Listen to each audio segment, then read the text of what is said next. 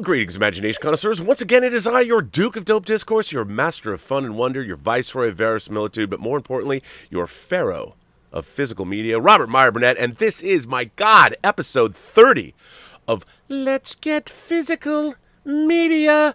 But you know what? You don't come here to see me.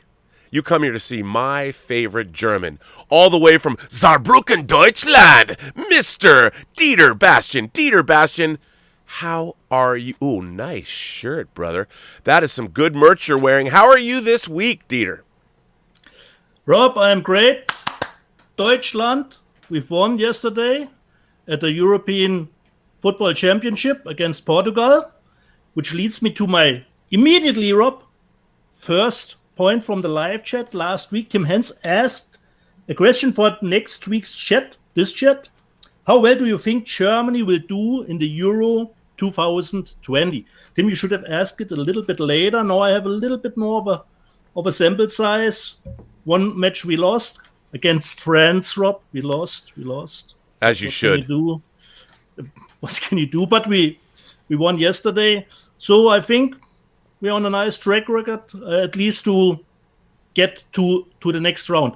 And Tim, if all else fails, you can always bring into the match, the joker. The joker who will score the perfect goal at the end, Okay?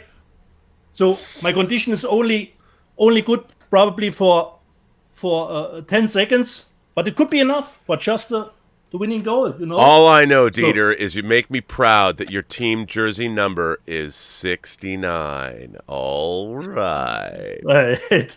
And I say, greetings, imagination connoisseurs. Dieter here I am. Rock you like a hurricane, and welcome to the B&B Motel for Let's Get Physical Media and show number 30 already.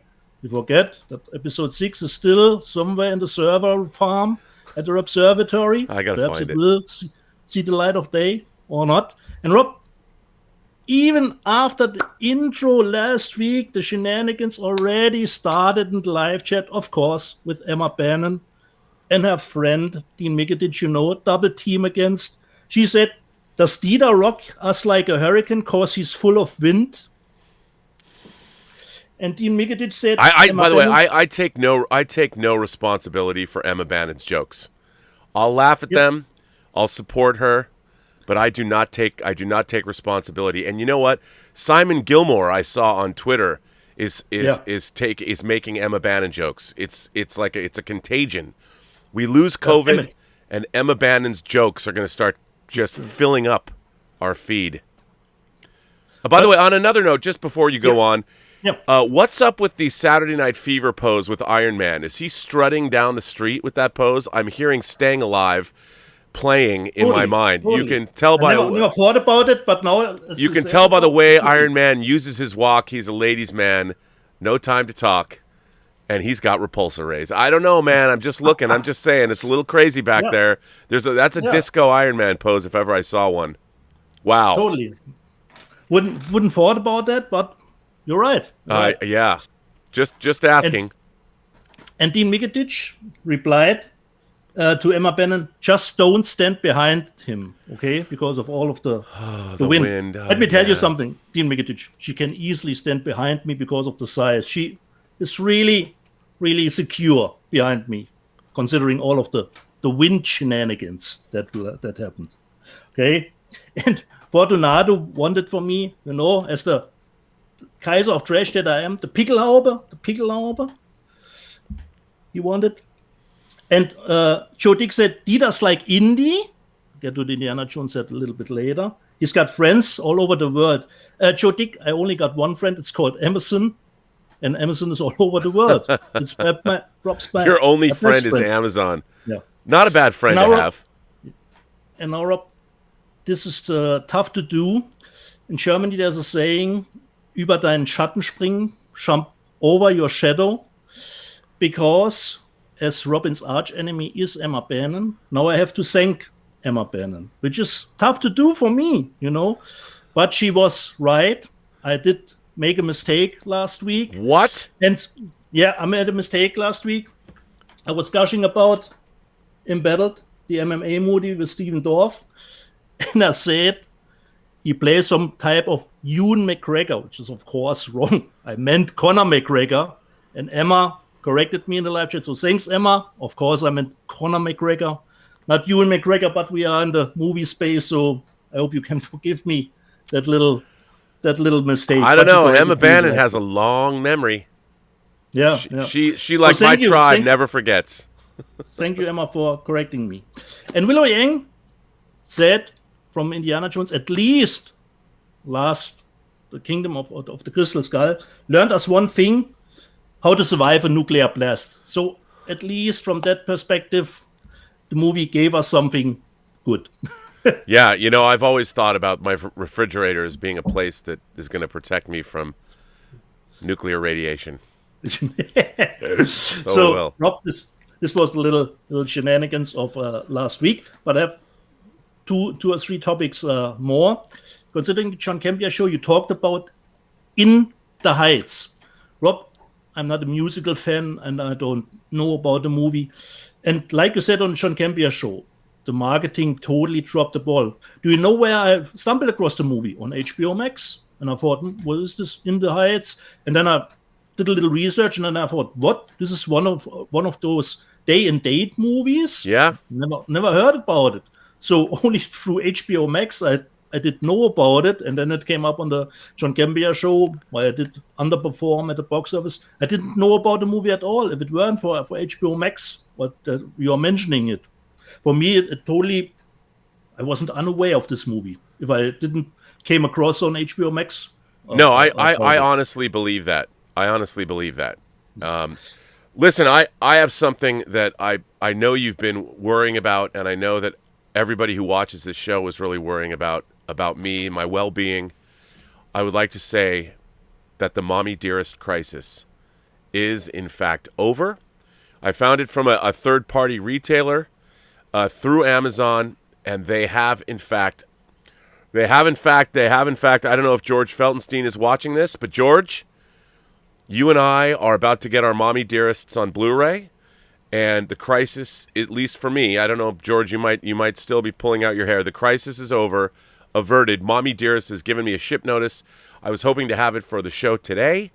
Unfortunately, I don't. It should be here in the next day or two. And let me tell you, I am a better man for it. You know, I really am. The only thing, because you know why? Right now, adopted children are best because they're chosen. That's all I can say. The only thing the only last thing you would need is season 4 of Manifest on Netflix. That could be happening, and as everybody knows, Jeff Rake, the showrunner and creator of Manifest, contacted me on Facebook this week and thanked me for the Manifest love. I have reached out to him. I've not heard back.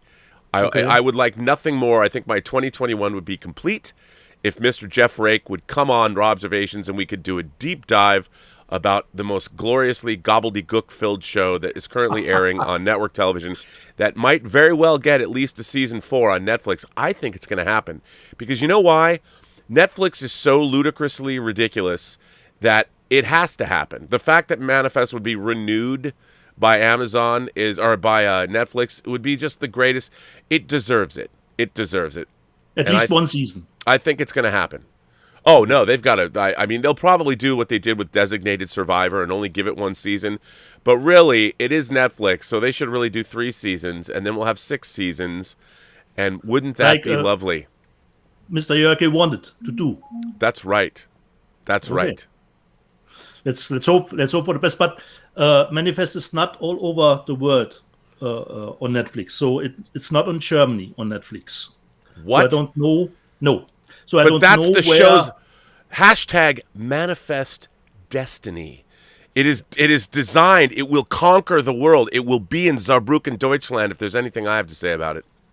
Come on, Netflix. So I don't know if it's where it's available, considering Netflix. Okay. Well, it's probably some licensing deal. By God, they have to make it available everywhere. Totally. To see what the gobbledygook is glorious gobbledygook. Boy, that season 3 ending. Woo, yeah. Woo. And I forgot last week, Rob, to mention. I showed you Dark Waters, but I forgot to mention, Rob, of course, it's a limited edition. Oh, from 1100. is that a liquor number? Number 700? No, but you got 702, which is a nice number 2. And yours is actually stronger limited than mine. Wow. Mine is there's a little more editions to give away. Well, I'll take it. This week, my boss Patrick came over and gave me this little remembrance from our shoot for his new hot toy review. Oh, which nice. Probably will come out in the next, I don't know, 2 months. So he gave me this nice little remembrance of it from our shenanigans that we did at his home. So this was from this week. What have I seen on streaming? I watched on Friday from the Japanese movie Rurouni Kenshin, the next chapter. There already are 3 movies. And on Netflix since Friday, there is the 4th one, the final, but there will be a 5th one called The Beginning, which will be a prequel. And I totally dug the Rurouni Kenshin series, already loved the 3 movies before that, and really happy that Netflix picked them up. But I hope Rurouni Kenshin, the final and beginning, will be available on physical media also sometime in the future. I hope. So that's from the week. And I saw and Rob, considering my VPN, I dipped a little bit into Hulu. Shh, don't tell me you're stealing image. And no, I don't steal, Rob. I pay. It's just not available here. So I pay, Rob. It's not stealing. Okay. I pay for HBO Max. Okay, it's just a little shenanigans to get it. Okay, I dipped a little bit into Hulu and I watched Palm Springs with Andy Samberg from Brooklyn Nine-Nine. What'd you think? Totally love it, and I will, of course. I have already pre-ordered the Blu-ray, but it's gotten delayed. Yeah. But it will come out in July finally, and I will, of course, buy the Blu-ray because I love the movie. And only a little question, Rob. This is the first time I watched Hulu. Are there always the logo from Hulu in the corner if it's a movie from them? Yeah, pretty much. Okay. It was not distracting, but it's what it was unexpected for me to see the studio logo in the corner. It was not distracting. It was really small, but I thought. Yeah, I know. Wait, Dieter, you froze. Your Dieter Bastian froze. He's never look. Just let's take a gander at Dieter's face. Look at that face. How can you not love that face? Look at the emotion that we see here. I don't know where Dieter went. Let me disconnect him, and hopefully he'll come back. I don't know why he didn't come back. Well, oh, wait, here he is once again. Ladies and gentlemen, Mr. Dieter Bastian is back. You're back. No, you're back now, buddy. You're back now. But we got to a little moment of contemplation. Peace and quiet from the no, but of just really to gaze upon your beauty. And so people had a moment to really reflect and understand how great, just looking at your forehead, you've got to love the German that you are. You've got to love the German that you are. So thank you for that Sunday morning moment of contemplative silence. Okay, Rob, who starts first? Well, wait, there's some news I would like to share of the week. One of the most exciting releases of last year was, of course, the Columbia Classics Collection, Volume 1, on 4K. A beautiful set. I think we've shown it on this show. They announced the Volume 2. This is the 4K Ultra HD collection, and I got to tell you, this is once again a great set. We got Lawrence of Arabia and Gandhi in 4K. We also have got in the first set, amongst others, and we got a lot of great films. And this set is no exception, and it includes, and it's will be on it. Yeah, well, you mean in this one? Yeah. Wasn't there an election? Which movies? Yes, they did. Columbia held an election. They asked their viewers what they wanted on this set. So let me just go through and tell you what is on the set. I mean, I know a lot of you are yawning because you've already heard this, but pretty interesting. Otto Preminger's Anatomy of a Murder, which I love. Jimmy Stewart, obviously, and Ben Gazzara and George C. Scott and Lee Remick. What a great movie.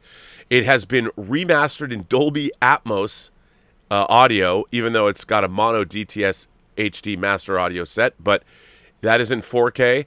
And there is a new commentary with film historian Foster Hirsch. I love Anatomy of a Murder, so I'm very excited about this. Now, this is the movie that I'm least excited about, but it did win Best Picture in 1968. Oliver, the musical Oliver, and also remastered in Dolby Atmos, which it should be.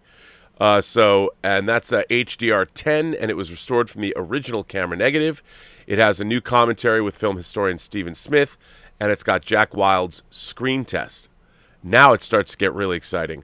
Taxi Driver, remastered in 4K. Obviously, the movie needs no introduction. A lot of special features, nothing new, but a lot of special features, including the Criterion audio commentary, which is good. They don't usually give up their audio commentaries. Now, this was only mastered in DTS HD Master Audio and not in Atmos, but probably because of the available elements.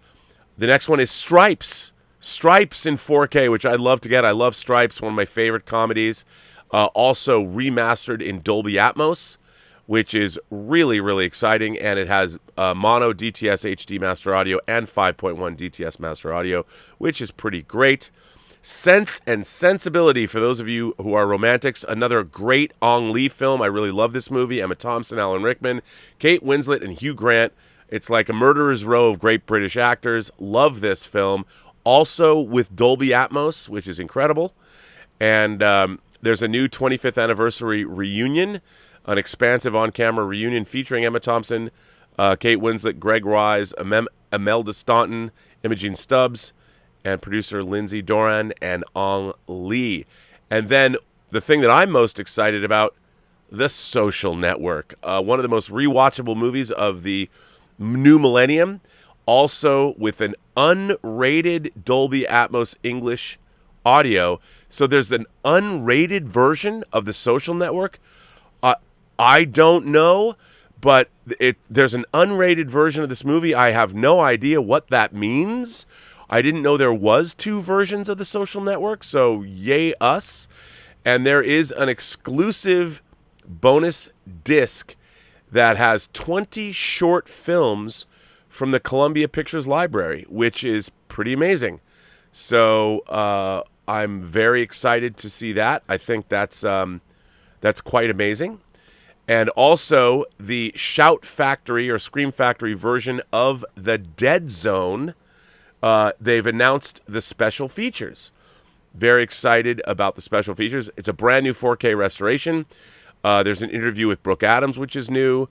There's a piece about producing The Dead Zone with John Eckert and Jeffrey Chernov. There's an audio commentary with director of photography Mark Irwin that I want to see. Mark Irwin was going to shoot Free Enterprise 2, so he was in my office for months trying to get the movie going. I love him. I'd love to work with him still. Mike Gingold does an audio commentary. There's an audio commentary with Dr. Steve Haberman and filmmaker Konstantin Nazar, and an audio commentary with film music historian and our friend Daniel Schweiger with isolated score selections. So that's pretty exciting.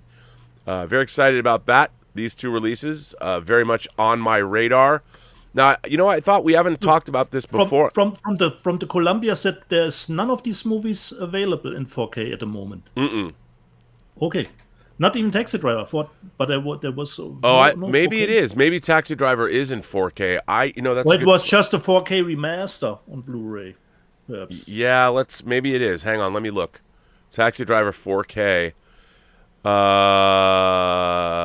Mastered in 4K. Yeah, no, I don't think it's not the 4K. It'll be the first 4K. Now, I wanted to talk about, because we've never talked about Blu-ray sales, Blu-ray and 4K sales. I figured we'd add a new feature to this show where we would talk about Blu-ray sales. Now, the week ending of 6/12, so June 12th, here are the top 10 best-selling Blu-ray discs for the week. Raya and the Last Dragon at number... Actually, you know what? I'll count it down. I just gave you. Number 10, The Hitman's Bodyguard. Number 9, Wonder Woman 1984. Hitman's Bodyguard. Okay. Hitman's Bodyguard, number 10, probably in anticipation of the new movie. Number 9, Wonder Woman 84. Number 8, City of Lies, the Johnny Depp movie. Number 7, John Wick, chapters 1 through 3. Number 6, The Lord of the Rings, the motion picture trilogy, still selling. Number 5, Chaos Walking. Number 4, Tom and Jerry the movie. Number 3, Final Fantasy VII Advent Children Complete. Number 2, Indiana Jones, the 4-movie collection. And number 1, how can anybody buy the regular Blu-rays of that movie? I don't know. And number 1, Raya and the Last Dragon. And here is the market share of discs sold. Well, no, that I won't read that. But the top 5, they're still getting this 3D movies. The top 5 3D movies. Number 5, Top Gun in 3D. Oh, great. Number 4, The Hobbit, the motion picture trilogy in 3D. Number 3, The Croods: A New Age in 3D. Number 2. Still missing that? What's that? Still missing that. Yeah, I don't have it. Number 2, Wonder Woman 84 in 3D, which I won't buy.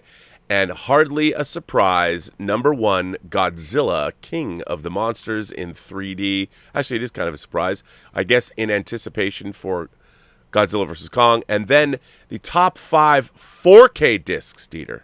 Top 5 4K discs that sold for the week of June 12th. Number 5, Jaws 4K. Number 4, The Hobbit, the motion picture trilogy in 4K, still selling. Number 3, The Lord of the Rings, the motion picture trilogy, is in 4K. Number 2 is Indiana Jones at 92% sell-through unit sales. And number 1, strikingly enough, is Final Fantasy VII Advent Children Complete, was the number 1. I think Indiana Jones would have taken that, but it wasn't, you couldn't get it. They couldn't, there's so many that just weren't available when it was out, so it probably didn't take the number 1 spot for that. And I think Final Fantasy had a nice price drop. Yeah, yeah. So there you go. There's some music to my ears. Physical media is still selling, but it's interesting to see how many catalog titles, like the Lord of the Rings titles, that are still up there in the charts, which tells you something. So, or even Raya, considering it is on Disney Plus, selling on Blu-ray as the first at the top spot. Yeah, this is great. It is great. It is great. So why don't you start us, Dieter? Should we start with a letter, Rob? I think, by God, we should. Okay. I've got 2. You sent me 2 letters from Kenny Crayley Jr. I start with the first one. It's a double header. It's a double feature. It's a double header, so it's a double feature.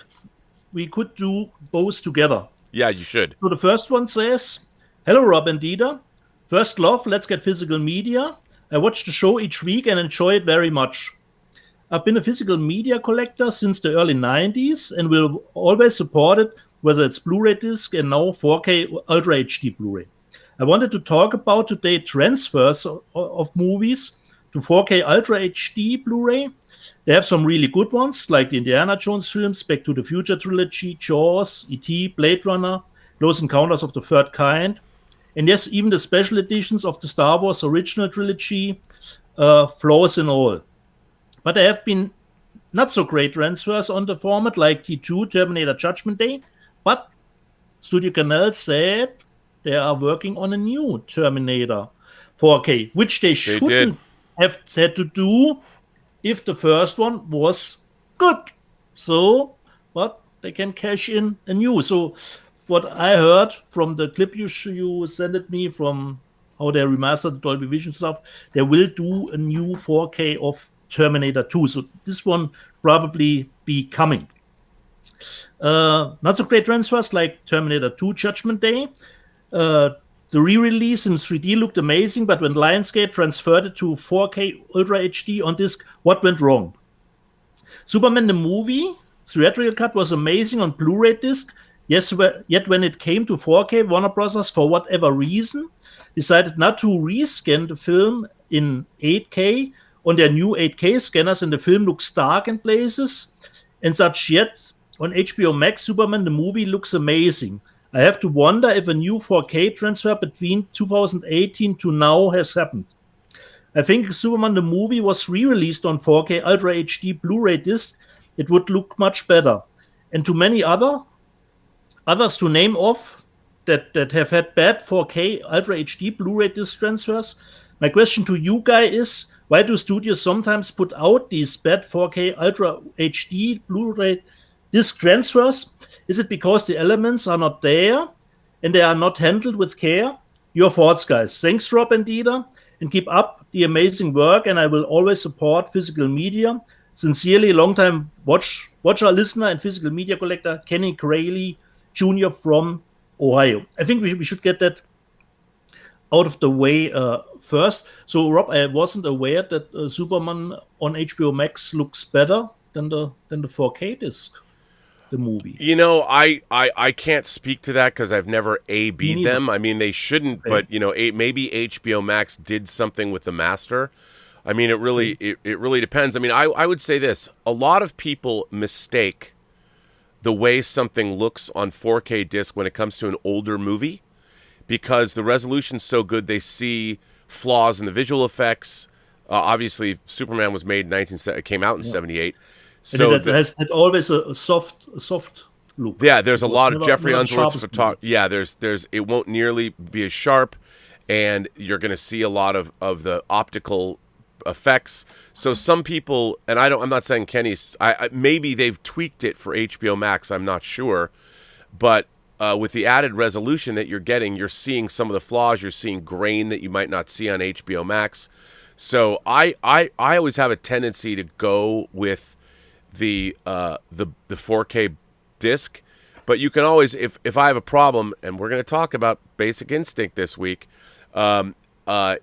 it's always good to go look at review sites and people that really know what they're talking about, because there are shenanigans, especially when it comes to older movies. So it's always a gamble with the 4K. If you don't want to do a blind buy, like Rob said, wait till reviews are up on the specific websites that are a little bit deeper into it. But what can you do? Can you sometimes, like the Terminator, it was done, probably the discs already pressed, and they said, come, ship it out, okay? Don't stop the train. It was perhaps already rolling. We always hope for the best transfers, but sometimes it won't happen. But sometimes you get totally surprised, not considering 4K, but just on Blu-ray transfers from just wacky movies where you didn't expect anything, and then you'll be totally surprised. I will get to some of that movie a little bit later. The next one was not because of the transfers. It was from Kenny Crayley Jr. to the letter, this time about the sound mixes. Hello, Rob and Dieter. I'm back again with another letter about physical media, and for today's letter, I wanted to talk about how films are remixed in Dolby Atmos, DTS:X, and other formats for Blu-ray disc and 4K Ultra HD Blu-ray disc. When movies are remixed for Dolby Atmos, DTS:X, etc., we all want the film to sound as close as it did when we went to the theaters to see the film, and most remixes are amazing. A lot of our movies that have gotten. But at times when an entire film soundtrack is remixed from scratch, sometimes the results are not great, like the original DVD releases in 2000 and 2001 of Jaws and Superman the movie. Once again, Superman the movie. There was nothing wrong with the original mixes, but it took years to get them on disc as an audio option. What are your thoughts on this, gentlemen? Take care, Rob and Dieter. Keep up the great work. Sincerely, longtime watcher, listener, and physical media collector, Kenny Crayley Jr. from Ohio. So considering new audio mixes, for me, I'm not the purist guy. So if a movie comes with a 5.1 new mix, if I don't detect anything greatly wrong with it, I'd rather watch it in 5.1 than the original mono. If you're a purist and you want to go original movie, but just on the point of Jaws, the typical score from John Williams, if I can at least get a little bit of a stereo feeling from the score instead of just focusing on the sender, I always take that. So I'm not kind of the purist when it comes to, I want to hear the mono track. It's great if the mono track is on the disc as an option for the people, but I will always go with the 5.1. It has to be something really wrong with it that I would switch to another track. And for the remixes, you always hope for the best. Sometimes they are not that great, and sometimes you get something really really nice of it. You can always, at least from the older movies, considering the dialogue quality, you always can hear from the dialogue quality it is an older movie, no matter what you do with the other stuff. Rob, your take on audio? Well, no, look, my whole thing is I'm more of a purist, but when you are releasing something with new technology, I prefer that it only should be done if the original filmmakers are somewhat involved. Now, we've seen sometimes that goes awry, like the first time The French Connection was released in HD. What was happening there, Rob? Well, William Friedkin color timed The French Connection. It was disastrous. He had some idea to go back. To me, I think the intent of the original film should always be preserved, but I'll give you an example. Raiders was remastered. The new 4Ks of the Indiana Jones films were remastered with Dolby Atmos. Dolby Atmos did not exist, obviously, when these films were made, but Ben Burtt, the legendary Ben Burtt, the sound designer and the editor, came in and remixed the 4 Indiana Jones films on 4K in Atmos, and the results are spectacular. Now, they're not going to blow you away the way, say, Ford v Ferrari might blow you away with its sound mix, but it's as good as it's going to be. You know, they didn't go back and add a bunch of stuff. They took the original elements and remixed them in Atmos, and it's spectacular. As are all 4 of those Indiana Jones discs, which we'll talk about, but spectacular. You know, then you have times when you go back and they remaster movies like Tim Burton's Batman, where things just sound different. You know, it's like, well, we're going to change these sound effects. I don't like that because it doesn't sound right. Yeah, McClunky. What the fuck is that? What?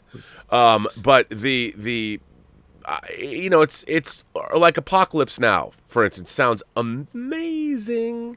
It's amazing, and that's what I really like when the original filmmakers come in and do it. But when you have, say, it unless the cinematographer has died, I think when you're going to remaster a movie, you must involve the cinematographer. You must, like, there's a great. I'll bring it up right now. I got 2 versions to show of Basic Instinct. Did you get your Basic Instincts? Yes. Did you watch it? No, and I have not come around to it. It looks incredible. The picture is razor sharp. It looks, but it looks it's got a teal sheen to it, which is not how the movie looked. The color timing, it looks beautiful, but the color is off. It's a wash in teal and orange. And this is a modern affectation. I don't know why this is happening. I don't know why people are remastering these movies and I mean, it still looks great, but it's a wash in teal to the point where it's very distracting. Where you can really see it like when they show the sky or the ocean or certain things. There's teal and orange. So how does this look, a teal? Is it more in a bluish? But it's a teal blue, and it looks to me it's a total affectation. It's not genuine, and I don't understand it. And look, don't get me wrong, it looks amazing. The sharpness of it's great, but it doesn't preserve Jan de Bont's photography as much as I would have hoped. And I have to say that the transfer to me was disappointing. Because if I'm noticing the fact that there's teal, like what they do is they decide on an overall look for the film, and then they time to that overall look. Well, I don't think that Jan de Bont was at all involved in the remastering of this movie, because he's like, well, you got to pay me, and they didn't. But it bothers me when this happens. Send him, when you're timing a movie, like there's a great piece on YouTube that shows, it just still frames. These guys do this all the time. They have still frames that show you the Blu-ray and they show you the 4K. They did it for Basic Instinct. You can see what a smeary, detail-less mess the Blu-ray transfer was. And then they show you. You showed it on physical media. Now I remember, yeah. Yeah, and this is brand new with the Basic Instinct 4K. And you can see the teal. And you can actually get from your color timer, if the DP can't be involved, you can send still frames of of the way it looks and ask for his advice or her advice, depending on who the DP is. And it bothers me when I'm waiting for something. I mean, Basic Instinct was one of my most eagerly awaited sets, and it's not horrible, but it's disappointing to me because that's not quite the way the movie was supposed to look at the time. Are there any reviews out? I haven't. There hasn't been. There's some online pundits that have talked about how great it is, but no one's really weighed in on the tealness of it all. But I'm sure it's coming. But again, you have to have the filmmakers involved. Sometimes the filmmakers go a little overboard or they want to change things too much. But for me, it's always, what is the original intent of the director of photography and what is the original intent of the sound mix? Obviously, if a movie was mixed in mono, I love to get 5.1 mixes as well. Like, I thought they did a good job remixing Jaws. Yeah. But, you wanted to recreate the experience. But then again, there are movies like Star Wars that had three different sound mixes when it was originally released. And there's different sounds in each sound mix. Sometimes there's dialogue, sometimes there's chatter. So the sound mixes are different. So it really depends what it is you're looking at. By the way, 200 Watt Studio sends in a nice super chat and says, I'm a purist for sound mixes. Oscar-winning sound mix for Jaws, missing years on DVD and Blu-ray with many sounds omitted and replaced for 5.1. Smokey and the Bandit, 4K is the same, no original mono mix, replaced with new special effects, etc. Now, I'm with you, 200 Watt Studio there.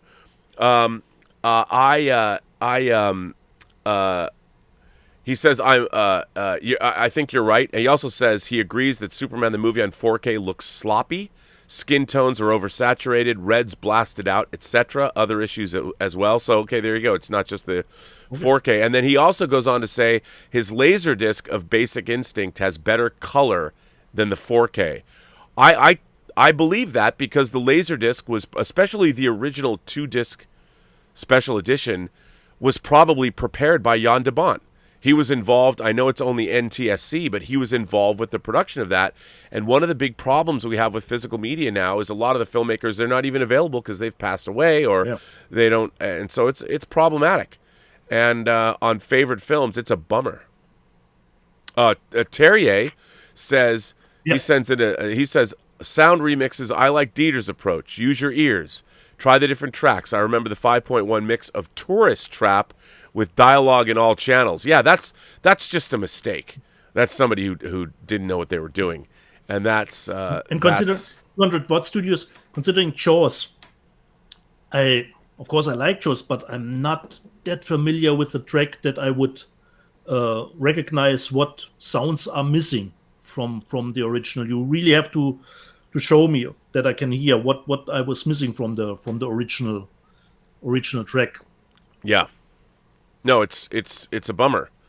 But Captain Banzino says, "Hey gents, think we'll ever get the Terminator 4K? They are remastering Terminator in 4K."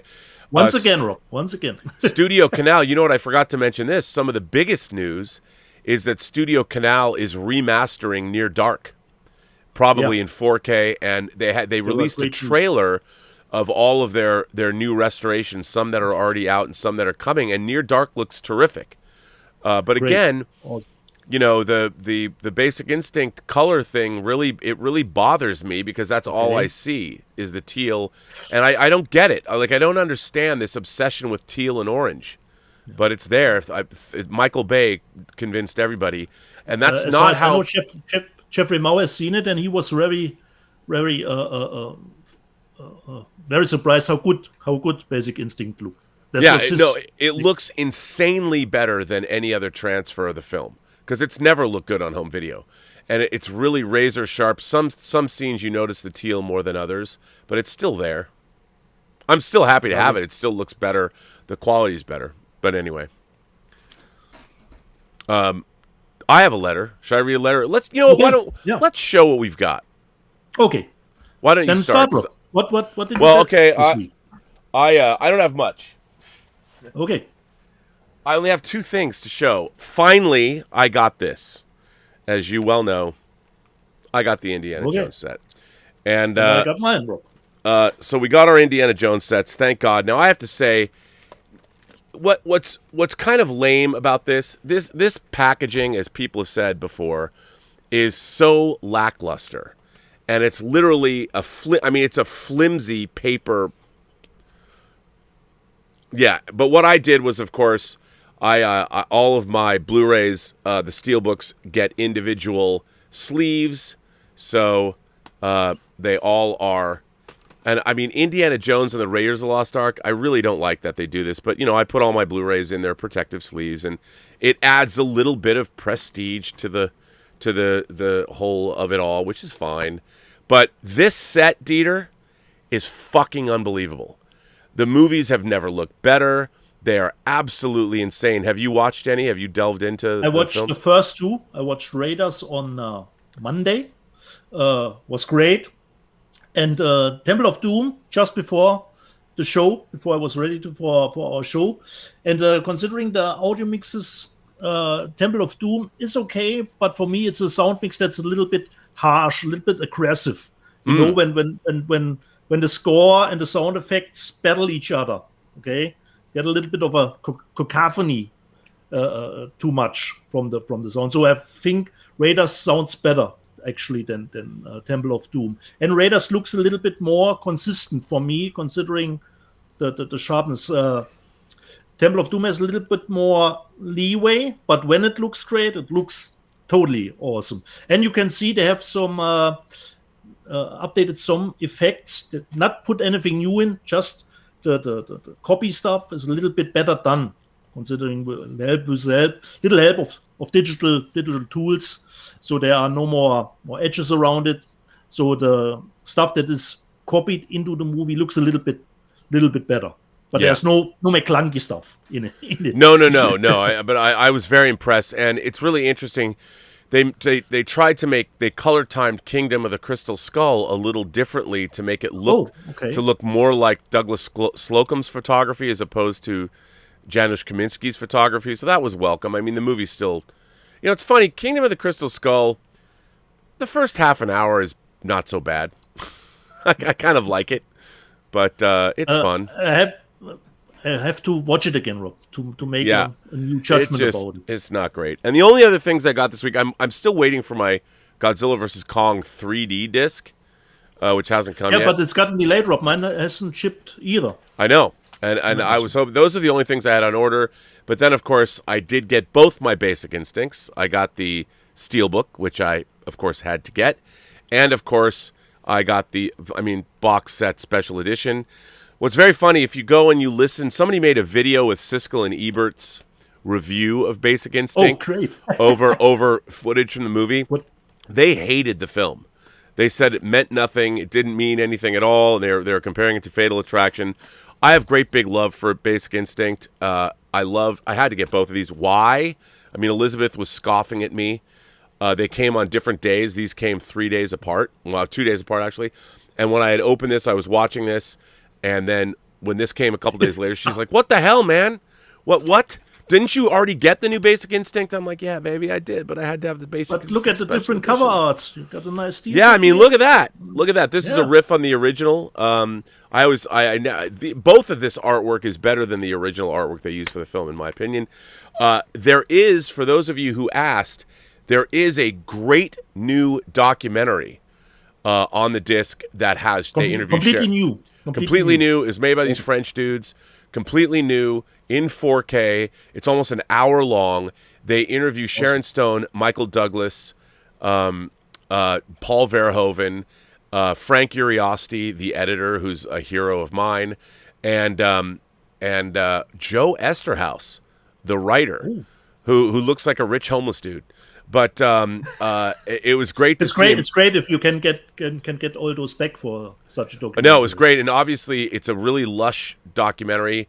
Although it makes a rookie mistake, the opening credits take forever.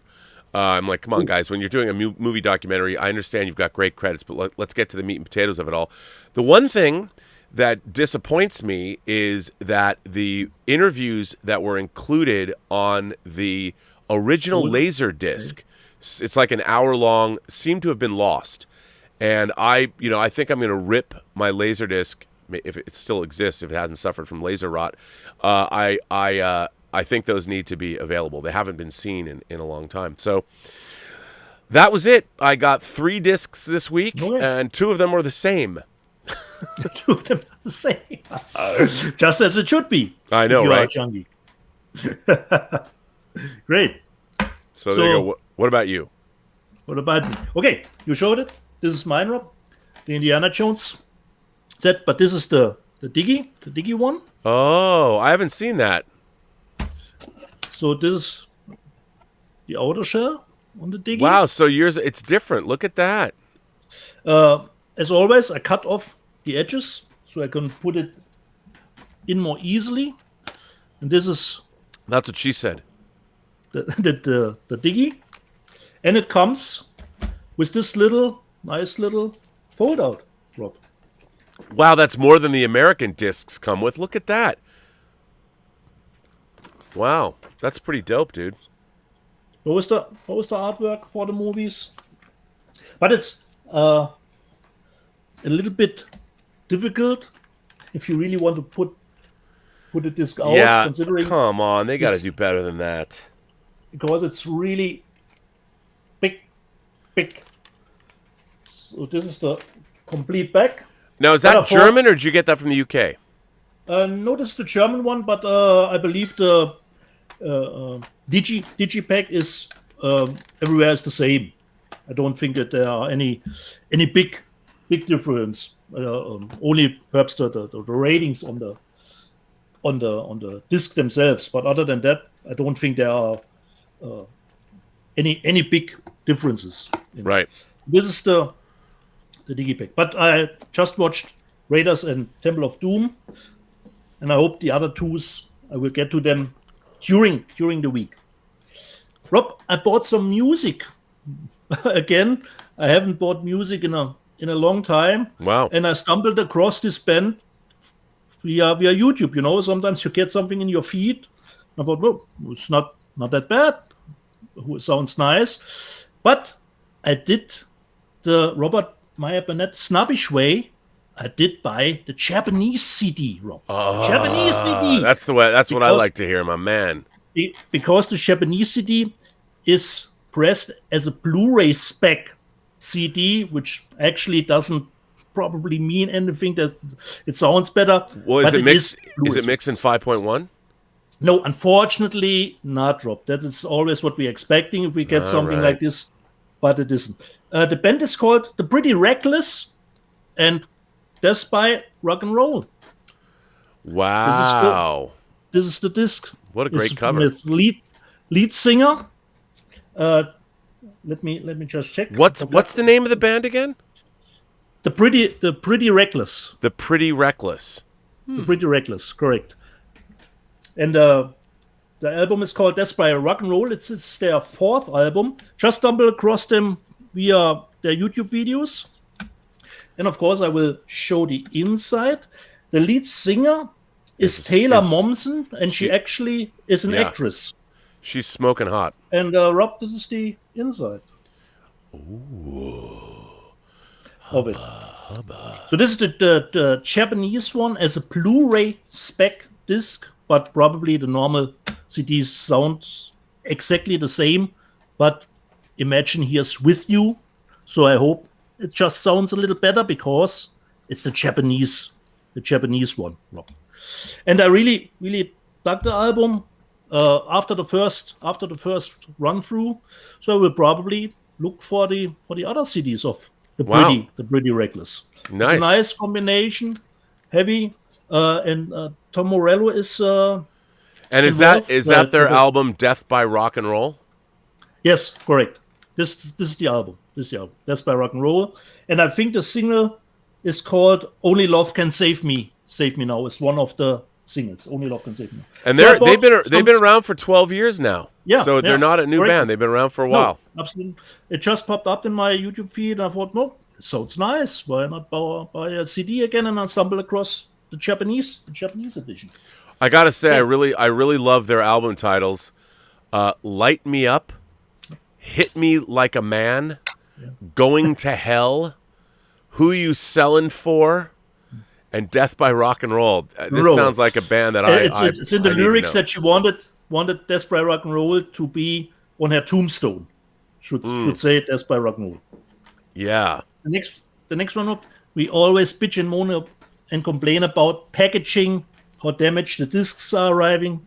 Well, Rob, look at my flashback. I don't know if you can see it. Yeah, what happened to that? It's all dented.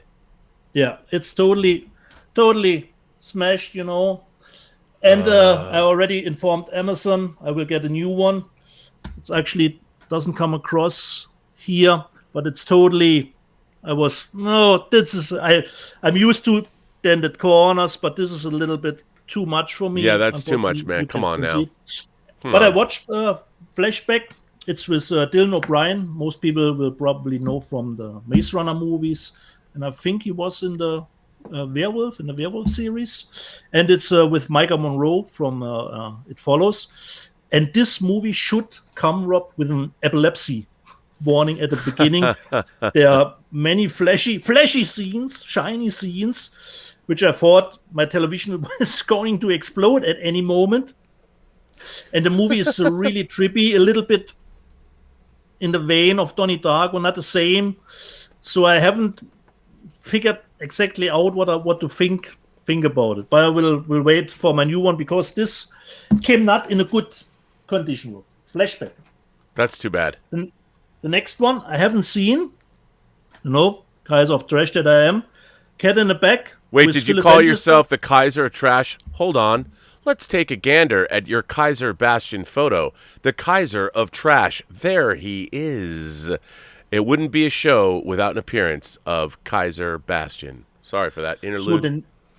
So the next one is a blind buy for me with Rebecca Romijn and Philip Winchester. It's called Endangered Species. Ooh. So I don't know anything about it. It's from Lionsgate and Grindstone, the little company. So I don't know if it's any good. Let's see. Endangered Species. The next one, haven't seen it in a long time. Really looking forward to it. The reviews on the 4K are great. Rob, Clint Eastwood in the line. Oh yeah, I can't wait to get that. I forgot about that. I got to get that. In the Line of Fire. I really love this movie. But this is just a 4K, no Blu-ray. Just a 4K, but it came with a nice price, so it wasn't too expensive. And Snatch will be, I think, the next from Sony, which just comes as an 4K in the Line of Fire. The next one from Hong Kong, Rob. I believe I have the first one in 4K. I hope so. Can't remember, but I think I have it. This is actually the second, the sequel. It's called, Rob, Shockwave. Shockwave 2 with Annie Lau. And what's great, I opened it just before the show. Here is a little sticker that says DVD. I didn't thought anything about it. And then I pull it out, and there was inside this little extra package. Wow. Doesn't this look like Fast and Furious? Yes, it does. Yes, it does. So it comes with a little extra DVD. Is that extras. A soundtrack album? What is that? No, it's a special features, I believe. Perhaps press conference. Let me see. My reading of Hong Kong, approximately 54 minutes. I think there are special features.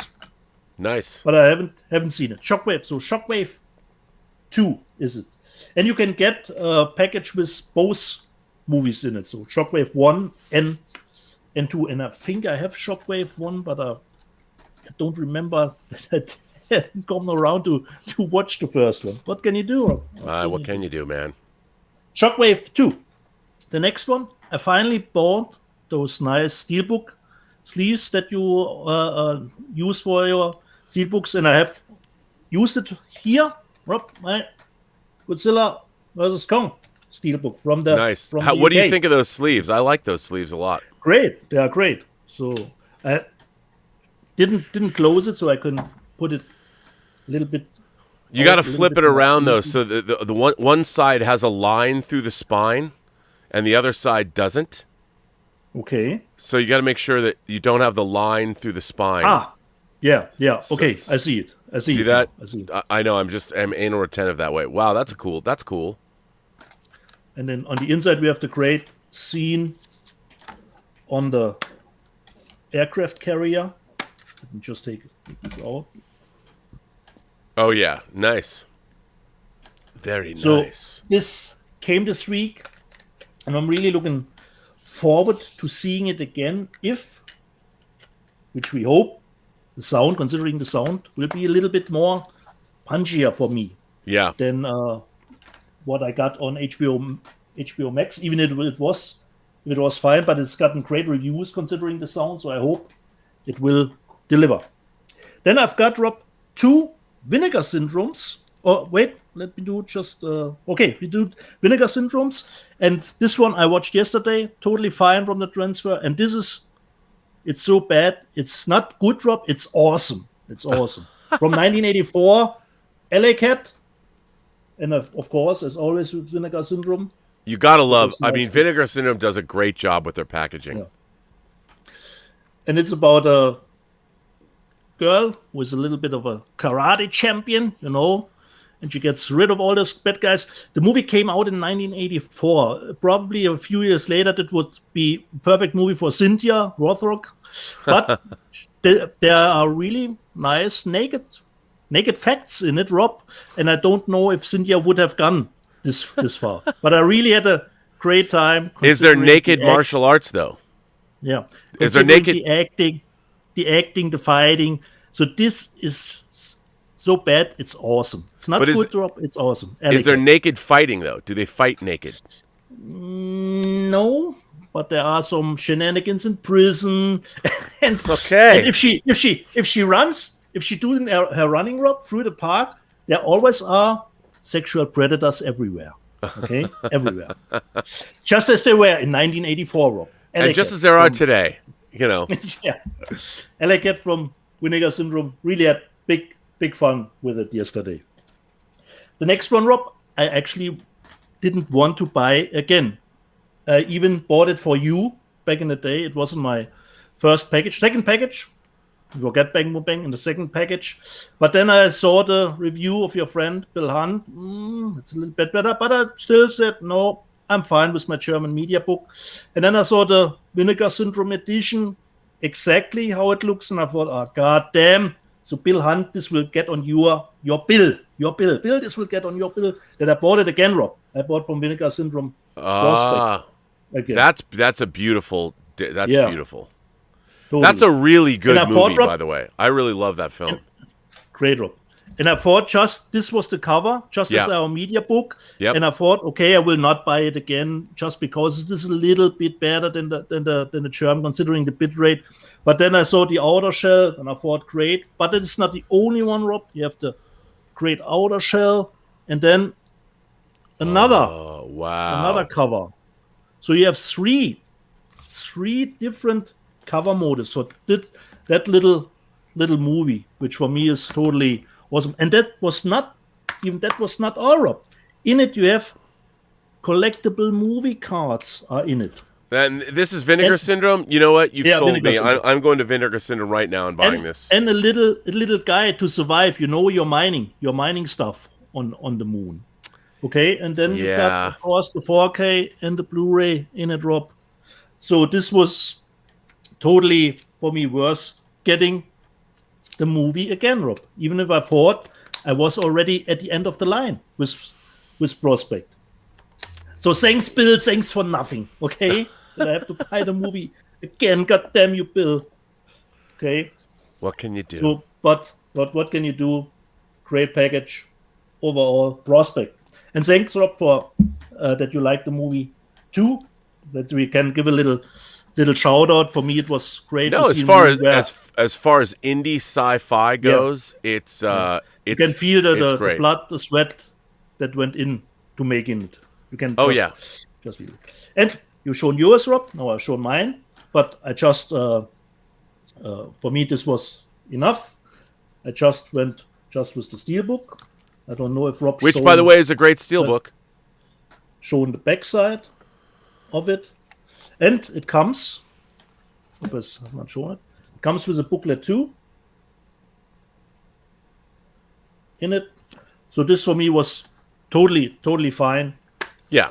Don't need the extra track that Rob needs 3 discs. Great, but I haven't watched it, so I will watch out for that hideous teal that you were. Yeah, I would be curious to hear what you think.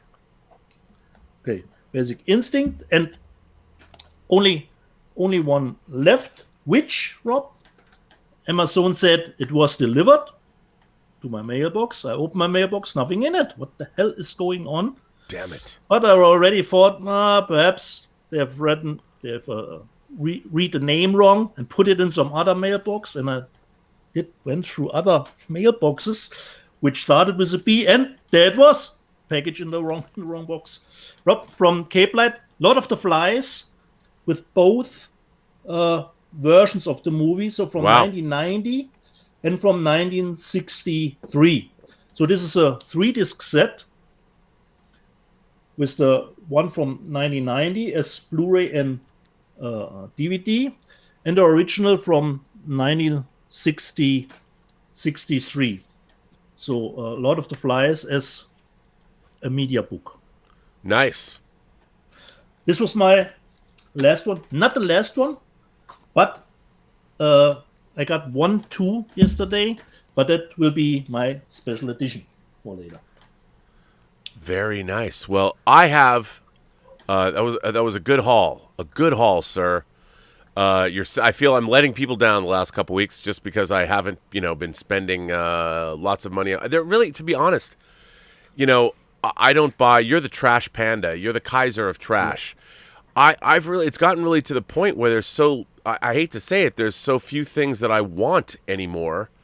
That I feel I'm letting people down by not purchasing a lot of stuff. But what can I say? That's what I'm here for, Rob. That's what you're here for. By the way, I have a letter.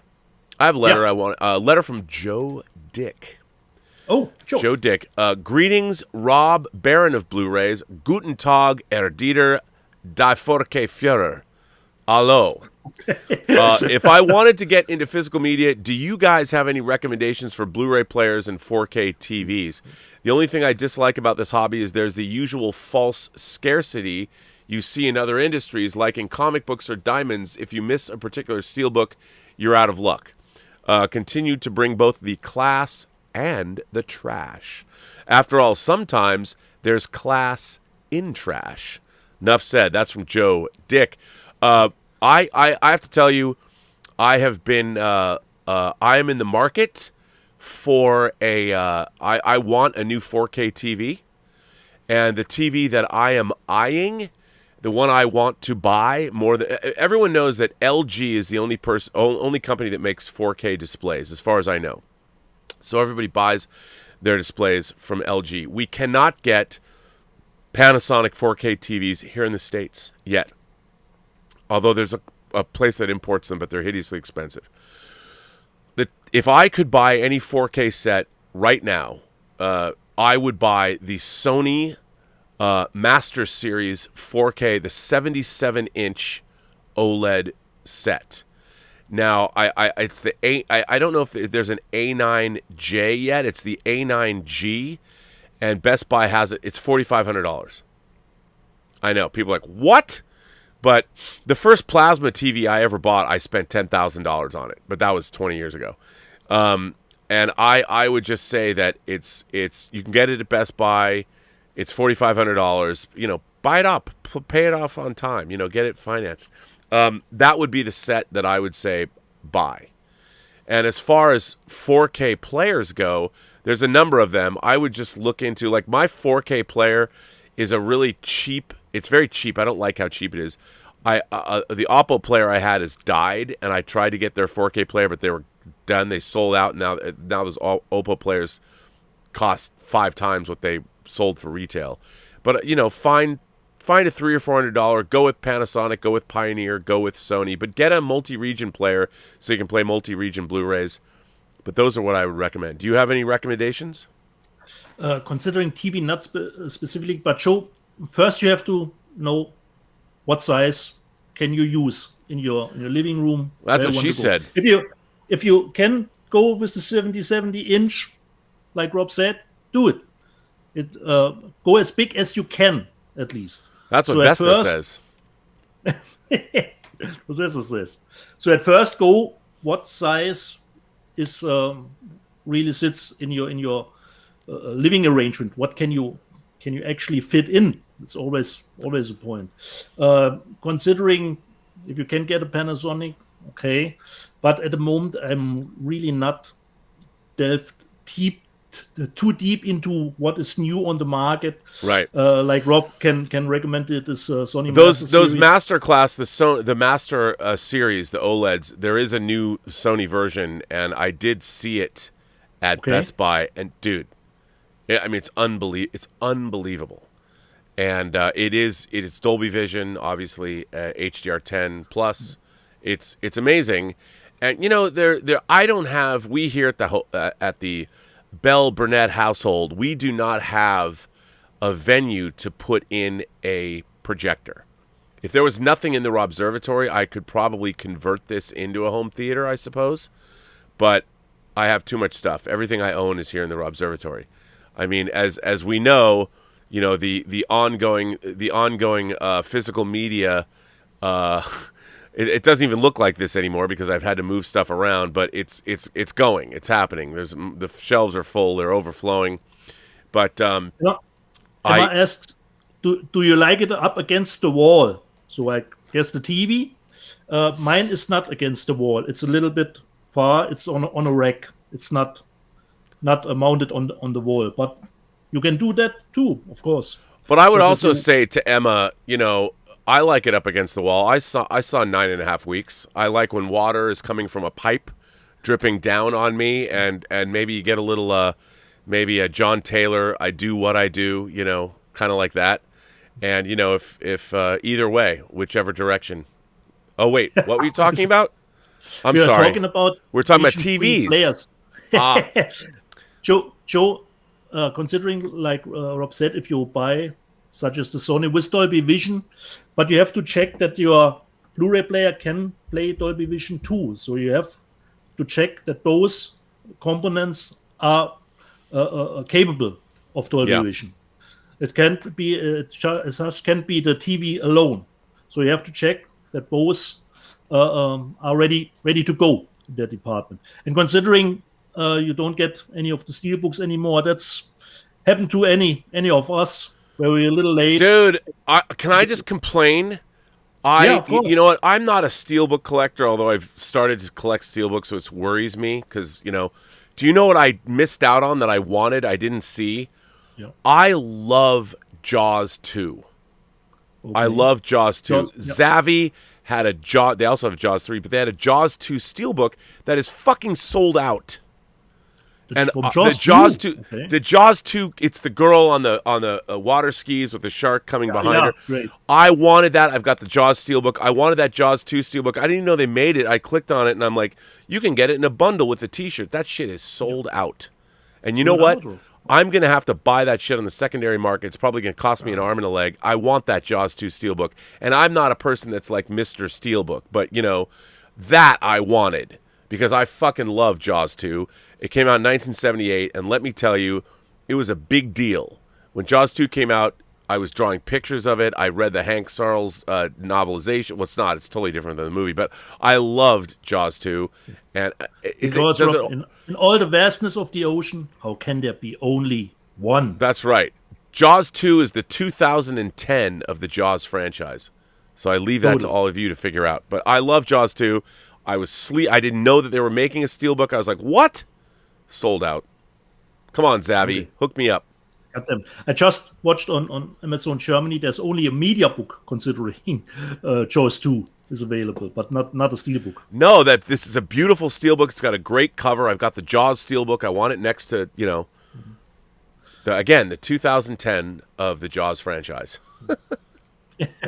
Great analogy. Totally fitting.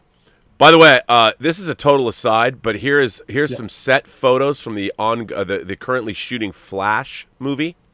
Okay. Here is Michael Keaton as Bruce Wayne some spy photo. Let me just say, I look at this picture and I'm like, give us a Batman Beyond movie, please, Warner Brothers. Batman Beyond movie. And here is, obviously, in a flying rig, our new Supergirl. And I don't know what her abs are doing there, but I like this costume. And all I'm thinking about is hot toy. Yes, indeed. Hot toy. I know, it's the wrong show, but I just thought I'd show it anyway. There you go. That broke today. Where are they filming, Rob? In the States? Or? I think they're probably in England, but okay. I'm not sure. I don't know where they're filming, but I'm looking forward to this Flash movie. Yay us. So I know. So we got special editions to show, yeah? Yeah. Oh, what's up with the Super Chats? Oh, that's a good question. We got a lot of Super Chats. People love the show. They're loving us, Dieter. Let me go back and see where we're at. The Super Chats. Let me catch up to where they are. Captain Beanzino says, hey, gents, think we'll ever get the Terminator 4K? Well, as we saw in the trailer, Studio Canal is working on it. I just hope they don't teal it up like they did for Basic Instinct. They have another shot at it. But this time do it right. They better do it right. 200 Watt Studio says, welcome to Hot Air with Dieter Bastian. I guess you can't walk behind Dieter Bastian. Welcome to Hot Air. I don't know what to say. Brian Doyle sends in a super chat. Thank you, Brian Doyle. You probably sent in a super chat sticker that I didn't see, so I apologize for that. But thanks for supporting the channel. Our friend Louis Terrazas, who was on this channel the other night, says, as the Greeks would say, nostalgia is ever powerful. That is true. I agree with that. Glinzer sends in a super chat and says, video game discs have been region-free for a while now. Why are movie discs still region-coded? Well, I'll tell you, there is a reason for that. And believe it or not, there are issues with licensing. So, for instance, right now, I'll tell you from our perspective, Tango Shalom, we're talking to a couple of distributors deciding who we're going to go with about who's going to distribute Tango Shalom officially. Now, every country is like a different region when it comes to movies. So you sell a movie, like when it's a Netflix movie is worldwide. When Netflix makes a film, they're distributing their own movie worldwide.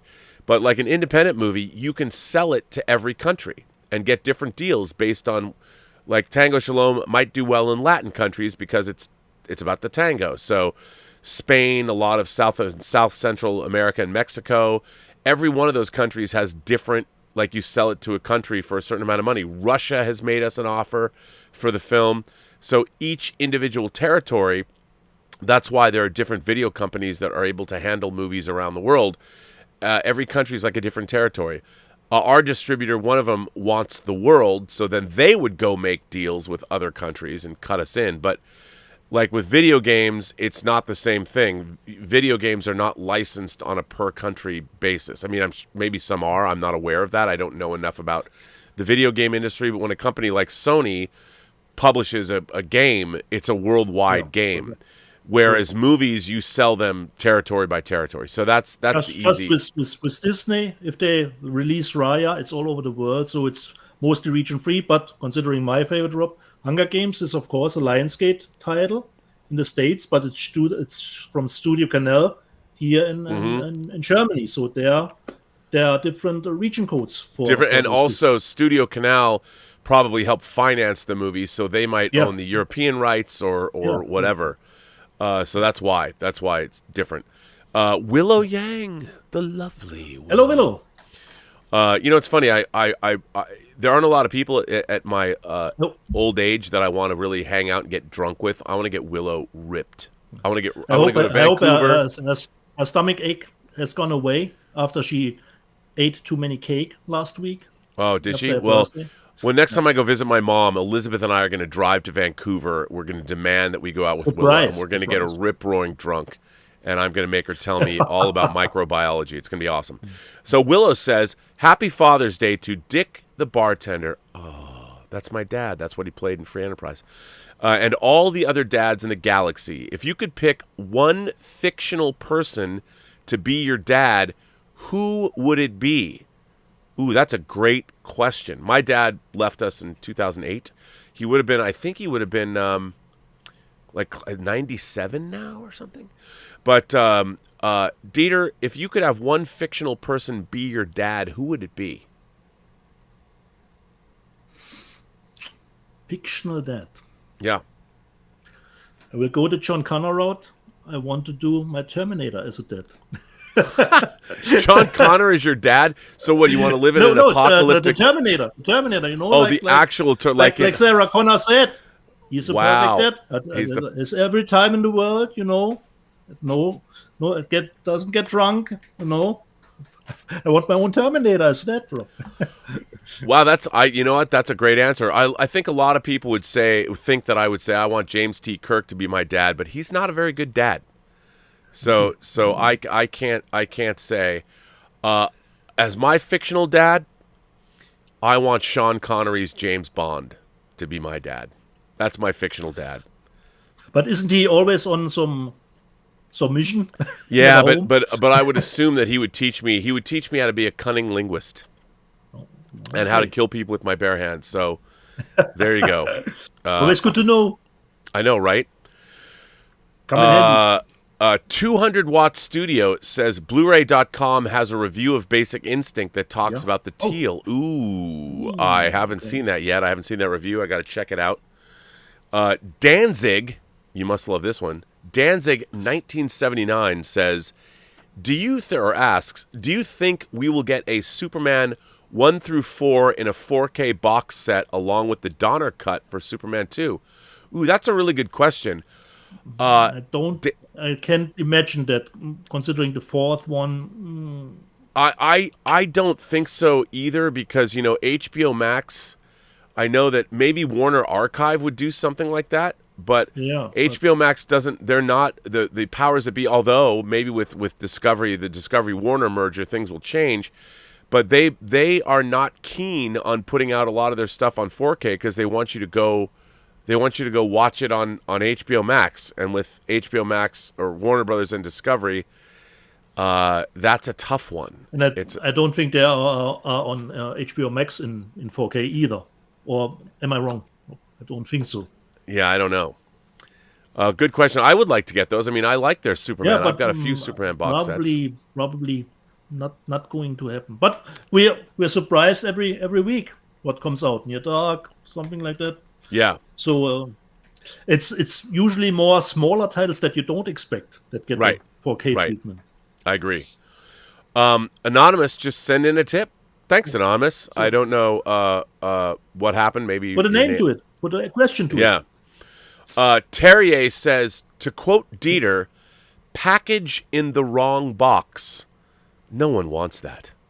Well, okay. I mean, Terry, I rather would like to hear, what about Bang Boom Bang? Did you get your copy of it? I would like to follow up. Red package. I would like to follow up with Terrier and say, listen, when I was younger, I got a package in the wrong box, and I didn't realize how pleasurable that could be. And I'm like, oh. So sometimes you learn. I'm just saying. Terrier says, I just put a Viagra in all my regular blues, and it makes them Steelbooks. Oh man, that's a terrible joke. The Emma virus is spreading around. The Emma Bannon virus. That's a terrible joke. You know what? Even Emma's jokes are better than that. Come on now. And then I put a Viagra in all my regular blues, and it makes them Steelbooks. Wow, that's actually pretty clever. You know what? I'll give it to you.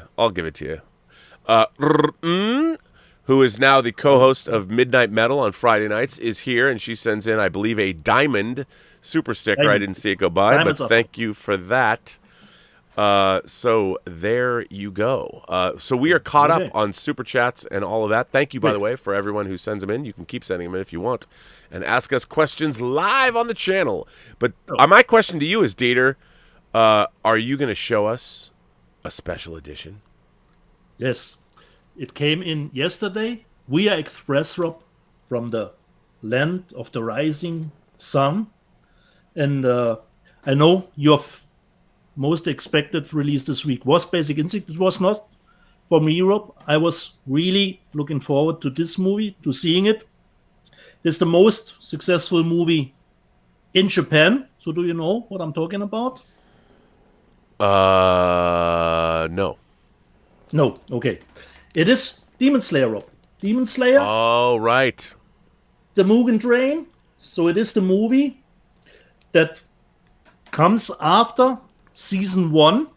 And this is the biggest problem of the movie. If you're not into the series and just wanted to see the movie, I just check the movie out. If it's for me, then I can go back to the series. So the movie doesn't do check shit to put you up to speed. What's what, who's who.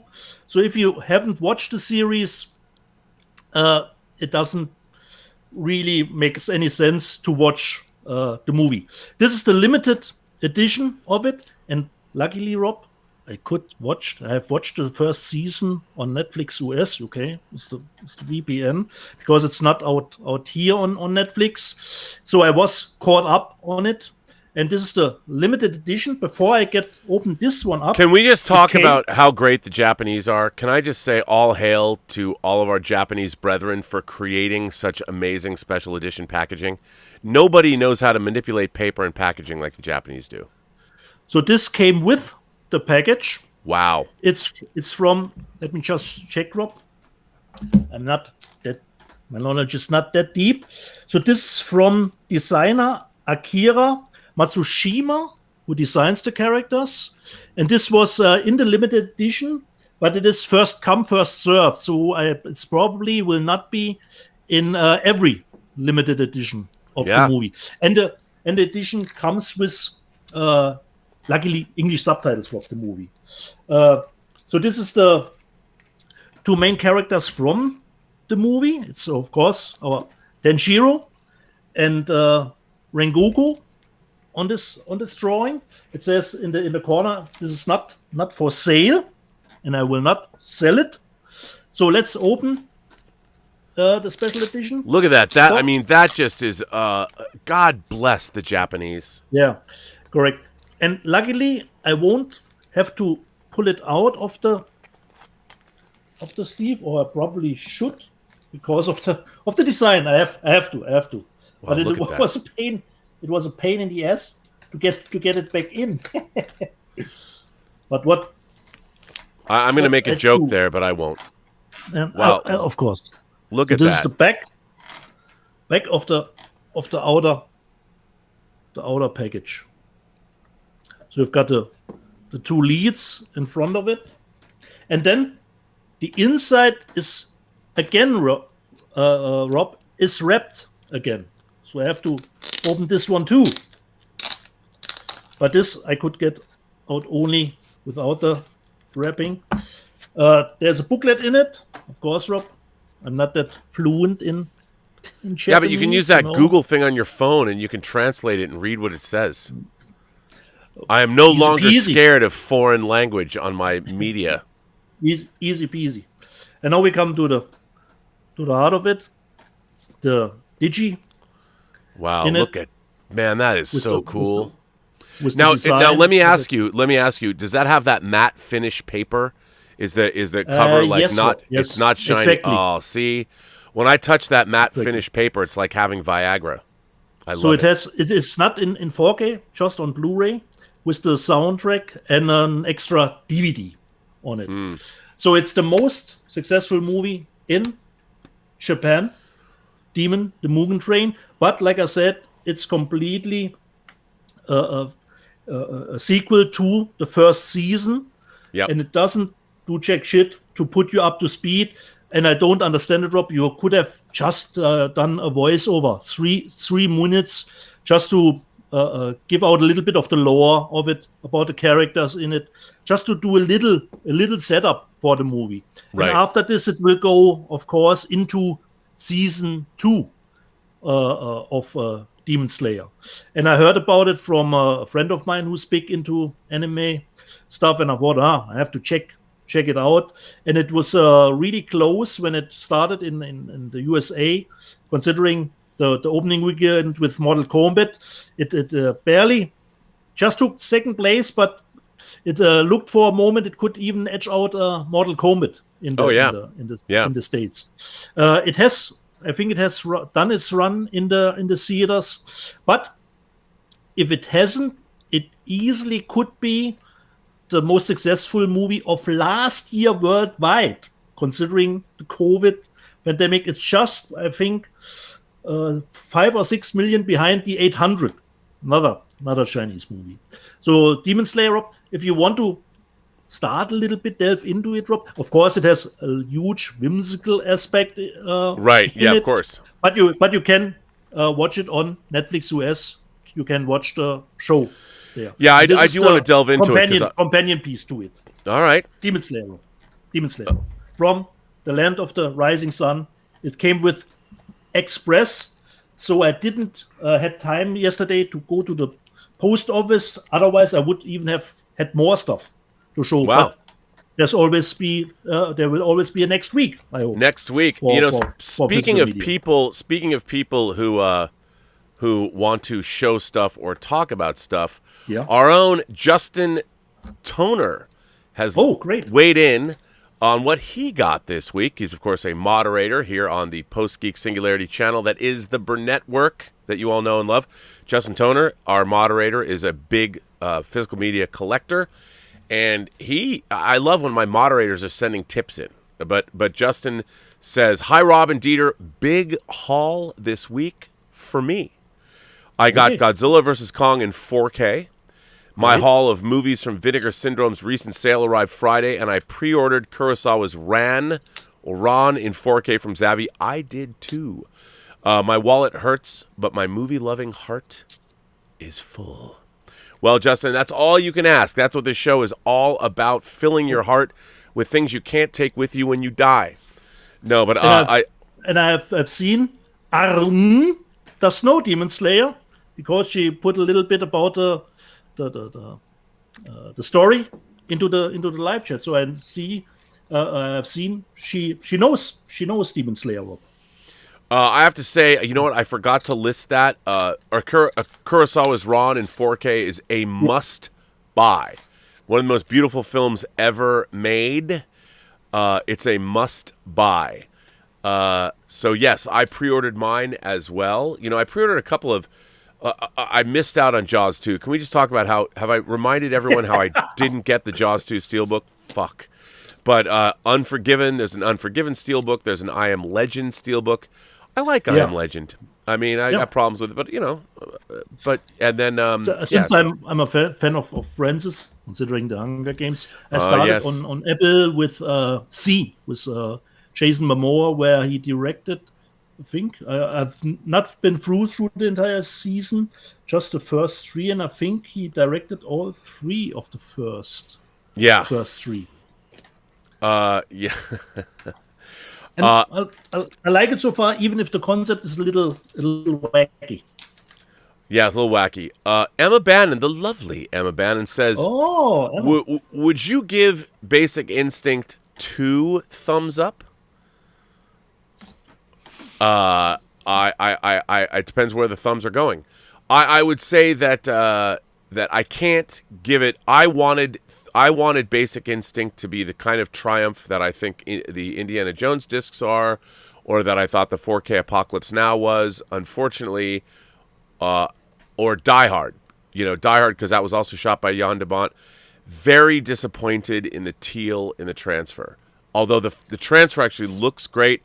And, maybe I can adjust my TV, but I don't want to have to do that because I tweaked my screen. I spent a long time with my calibration disc making sure that my screen looks the best it can look. And I can't stand it when I put something on and it I have to say the teal made it a bit of a disappointment for me. So I can't give it 2 thumbs up. So you did some shenanigans to correct it on the TV. Well, I didn't, but I mean, I guess you could try, but it's still baked in. I wish that it's kind of bummed me out. I'm sure people are going to start saying this, and then you look at it and you go, what I don't understand is how come, as somebody who works in post-production, it's very disappointing to me when I watch a transfer that's done this way, and because this is an aesthetic choice. Somebody made the choice, and it wasn't Jan de Bont. So if somebody else made a choice and said, this is the way we're going to go, and I hate to say it, but it's somebody younger. It was somebody younger because they've grown up with this aesthetic, and it bums me out. Bums me out. So there you go, Emma Bannon. Stubble McShave says, Emma Bannon basically tells her twisted versions of dad jokes. When does a joke become a dad joke? When it becomes apparent, in parentheses, apparent. Oh my God, even Stubble becomes apparent. Oh, you know what? She's infecting everyone. By the way, do you know what E.T. is short for? He's got short legs. Come on, man. Come on. Now I'm done. Yeah, you are done, Stubble. You're out. You're out of the family. You're like Tom Hagen. Stubble. 200 Watt Studios says for him this week, he got Basic Instinct, the Django 4K, which I picked up. Some Like It Hot, nice pick. And 3 by Jose von Sternberg from Criterion. That's a good get. You know, I have to say, there are some Criterion discs I just want to have, but now I'm holding off now until the 50% off sales come at Barnes & Noble or they have flash sales. Because they're, why not? You save 50%, and that's a lot of money because Criterion still marks their titles up quite. They're expensive. Yeah, quite pricey. Quite pricey. So Trash Panda. I mean, this brings us. Your special edition, Rob. I haven't shown my special edition yet. No, you haven't just shown your special edition. Well. So I now in the Robservatory making all these changes. I can actually have access. It's not entirely like the warehouse at the end of Raiders. I can actually walk around and get things. Your media access. I can, my media. Everything's being organized. So I was able to. I have access to my old Laserdisc collection, and there's a disc. As everyone knows, I love Jerry Anderson's series UFO, and of course. My beloved Japanese. Yes. And you know what? I have a video from him. I'll play it next week. David Kokel sent us a video that I actually Wait a minute. Since you brought up David Kokel, I think David Kokel sent us a video. Oh, okay. I think he did. Didn't he? Yes, he did, because you showed it to me. So let me see. Where did I put this video? I have his video. I did download it. But the real question is where? And let me see if I can find it.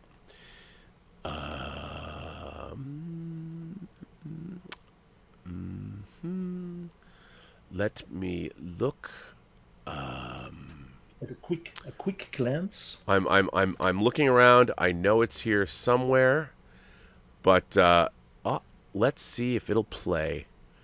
I might have to do a little. Oh, you know what? I can't. I didn't. Or wait a minute. You know what? No, I've got the technology, man. I do have the technology. You've got the power up. I do. I've got the power. I have the power. Our friend David Kokel sent us a video, and why not? Before I show my special edition, let's play it, shall we? Yeah. Let's play it. Hello, Robin Dieter. This is David Kokel speaking to you from Attleboro, Massachusetts. And I am proudly wearing my Saarbrücken Deustchland collared shirt, which was kindly sent to me by Dieter. Thank you very much, sir. Robert, a few weeks ago on the show, you shared your incredible special edition of Jerry Anderson's UFO series. So I thought I would share my drawing of a female moonbase operative from the show. As people who watch Jerry Anderson's UFO will be aware, the female operatives on Moonbase wore not only these tight-fitting spacesuits, but also purple wigs. When they returned Earthside, the characters wore their regular hair, but on the Moonbase, they sported these purple wigs. The male characters didn't wear wigs, only the women, and there was no explanation given during the series. And as we know, in fiction, sometimes it's better not to have an explanation for unanswered questions.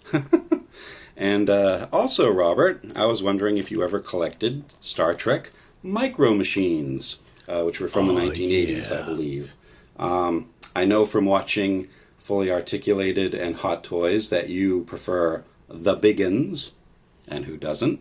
But sometimes I like some collectibles that don't take up a lot of space. And I kind of like these small renditions of the USS Enterprise and the Klingon battlecruiser and the Romulan bird of prey.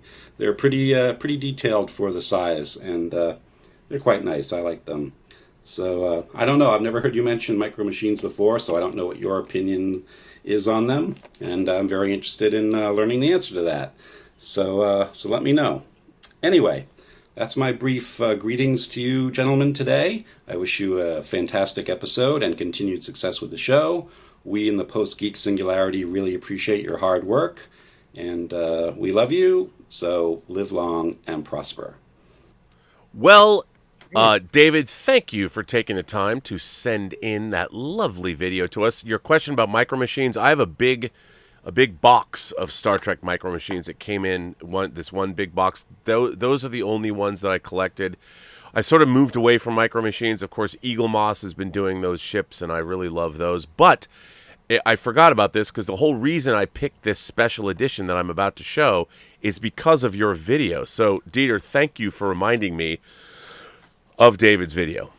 And thanks for sending it in. So, here it is. Here is my Japanese special edition of Jerry Anderson's UFO. This is the first volume and the only volume I was ever able to acquire. They had released, they love Jerry Anderson in Japan. So this is a Japanese box set on Laserdisc from Emotion. And it's an incredible set. So it's a great box, and this is one, I think I'm not really even sure. I don't remember because it's been, everything's falling out. Oh my God. Let me just, you know what I'm going to do? I'm going to make this easier because I don't want to fuck it up. I love this. I will always keep it. I mean, the Japanese, they even put in liners to keep everything nice. So in this box set, each disc, they've got multiple episodes, comes in its own heavy-duty sleeve. Now, what's really interesting is I loaned this set to my friend Dave Rolfe, and he scanned this picture of Ed Straker, and he turned it into a 6-foot-tall image that is framed on the wall of the observatory right now. So I have this picture of Ed Straker as a 6-foot version. On my Instagram, when I was moving it around and when I hung it up, I put myself with this. He's got it, and so, but this is, these sleeves. There's 3 in here. So this is the first one. You got Ed Straker's car, and of course these are beautiful. This has Identified and Exposed, the first 2 episodes of the show. So there's 26 episodes of UFO. I don't know how many volumes they actually made. This was the only one I was ever able to obtain. And you know what's really funny? Because I keep these in vinyl sleeves. There's nothing better than the smell of plastic. Japanese. This still smells like it's brand new because I've kept it in vinyl. So whatever this plasticky smell is. Oh, this is actually the 3rd disc. You can see Lieutenant Gay Ellis there, who runs Moonbase, right up here. That's what David drew a picture of. And then of course there is. This is the 2nd disc. That has Survival and Conflict. But the printing, these discs are probably... I probably got this in the 80s. And these are like brand new. The heavy-duty plastic. And, of course, I went and for all of my Laserdiscs, I always went and got extra special sleeves, So they... so here you go. It is very shiny. Now, what's interesting is the Blu-rays of these, I of course bought, because I'm a fanatic, I bought the Japanese Blu-ray set from Japan that was exclusive to Japan for like 2 years. And then they released Thunderbirds, and they released UFO in Japan exclusively in these beautiful metallic covers. And I had to get both sets. They were hideously expensive. I think it was $400.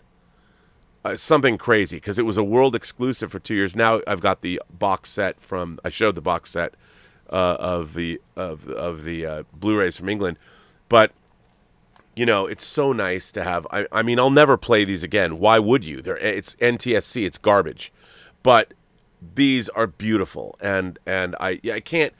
I can't get rid of them. Elizabeth would say, honey, why do you need these things? You're not. I'm like, because look at this. Look at this. These are so beautiful. These are so great. Why would you ever get rid of them? The answer is you wouldn't. So I'm not going to. And by the way, I don't have to. That's what adulting is. No one can make me do things that I don't want to do. So, well, that isn't true. I have to take out the garbage and clean cat litter and do all kinds of things I don't want to do here, but I do it anyway. But you know what I'm saying. So anyway, there you go. That's my special edition for the week. And now I've got access.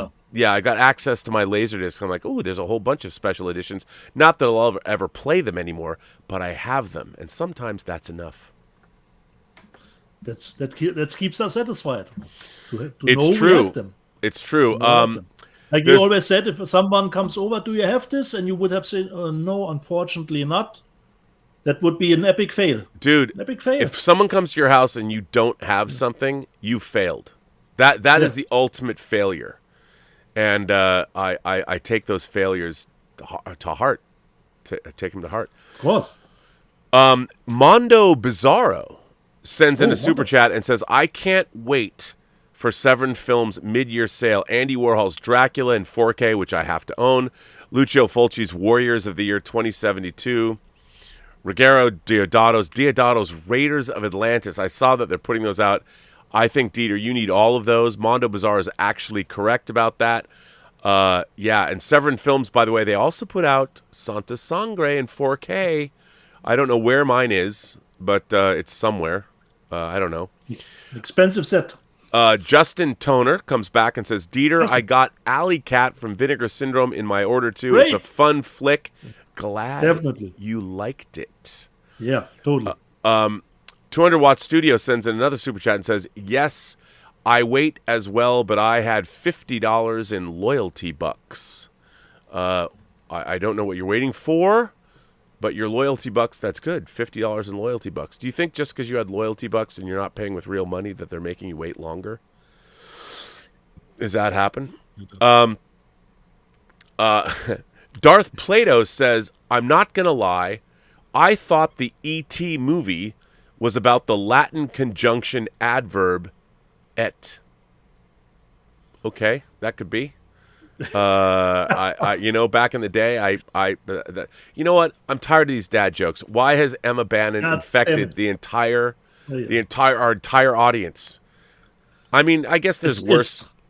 It's worse than COVID. There's worse things that you could be infected by than Emma's jokes, but we'll take them. Spreading like wildfire. I guess, you know what? The great thing about Emma is she's our Emma, and they're our jokes. We can take possession of them here at the Post-Geek Singularity community, and I want it no other way. No other way. And by the way, Emma Bannon's getting me that HMV 4K of Almost Famous, that box set. So good on her. And probably, Rob, I will get both. The Steelbook looks nice, and the other Diggy looks nice too. So what can you do? You got to get them both. I mean, Almost Famous is in my top 10 films of all time. I love it, and they've got both versions. The long version's the only version I watch, the untitled version. So, all right. Well, Dieter, we've had another long, rambling, very funny, entertaining show. I hope this is entertaining to watch. One last topic, Rob. Uh-oh. As always, do you know this movie? And this probably you know, Rob. It always, it's nice for me when a director starts with smaller movies and then does something like this, the big budget thing. And I totally dug from Adam Wingard. And this is a super jewel case box. They don't come out in this anymore of this movie. The Guest. You know what? I really like this movie. I've not seen that. That's a great. Now, what kind of a case is that? This is a super jewel case, Rob, from Germany. Do you know that I have one movie in a super jewel case? And do you know what that movie is? Probably, Rob, what has gotten released here in super jewel case. Bang, boom, bang. It's not. I have a steelbook of that.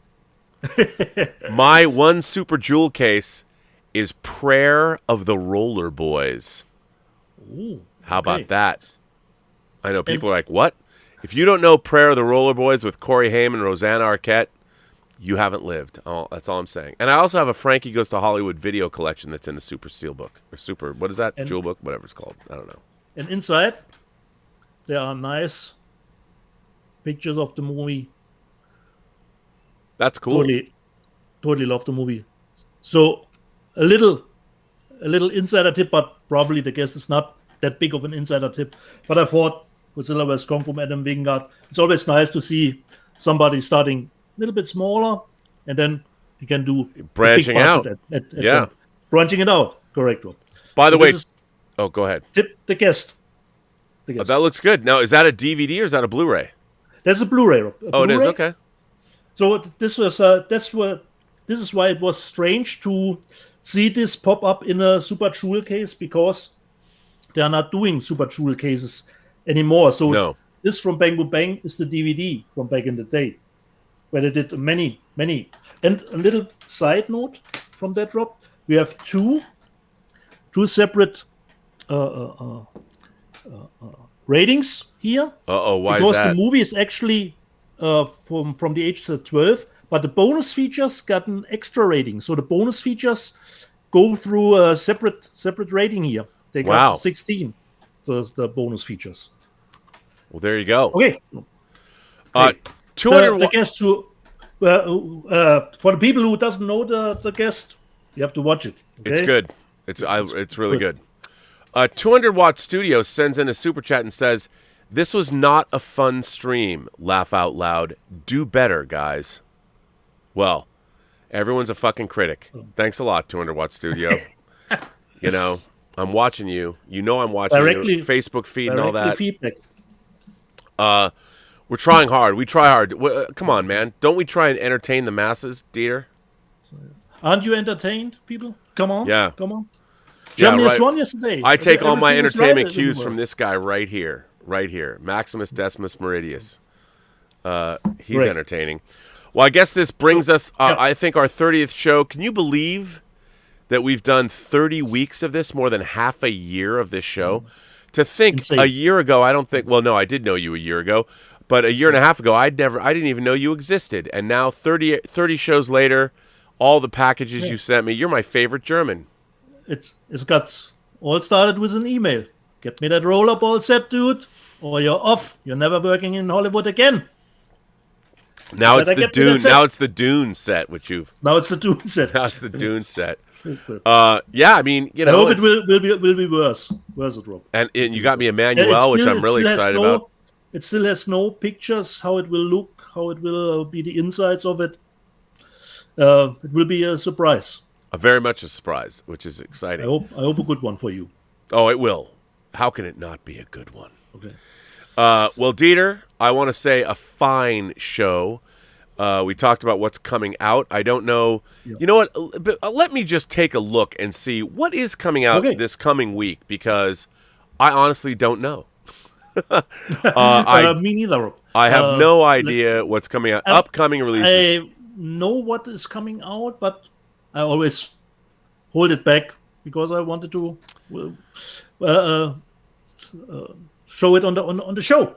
What I got. Yes. Well, wow. There's some interesting stuff. Willy Wonka and the Chocolate Factory in 4K is coming out. Let's see. Irizumi is coming out. CB4 the movie. The Euro Crypt of Christopher Lee collection is coming out from Severin. That's something that I think needs to be purchased. The Umbrella Academy Season 1's coming out. Years of Lead, 5 classic Italian crime thrillers from Arrow. That's definitely something to buy. Career opportunities with Jennifer Connelly. Showing. Yeah, that's something to get. And Nobody in 4K. Yeah. And Batman, The Long Halloween Part 1. So, you know, there's some stuff coming out. I was trying to get The Long Halloween as a steelbook. Not a chance. I had pre-ordered it on Amazon UK. And then came the email, sorry, guy. And no chance. Yeah, but I think the best movie coming out next week is Blood for Dracula. Andy Warhol, Paul Morrissey. That might be the best one to get. 200 Watt Studio sends in a super chat and he says, no teal and orange Dune, please. I would hope not. Dune's already orange enough. But, because, you know, Arrakis is orange. But yeah, I hope not. Oh, I hope not. Well, on that note, Dieter, do you want to? I think it's time to end episode 30. A fine episode it is. I mean, my God, it's so fun streaming with you, and I love doing these shows. Me too. Totally had fun. I hope we had some nice things to show this week, and next week we'll have different stuff to show. Different stuff to show, and I want to thank our moderators. Brian Hepburn is here. Hepburn is here. Justin Toner is here, I think. I mean, he was here, wasn't he?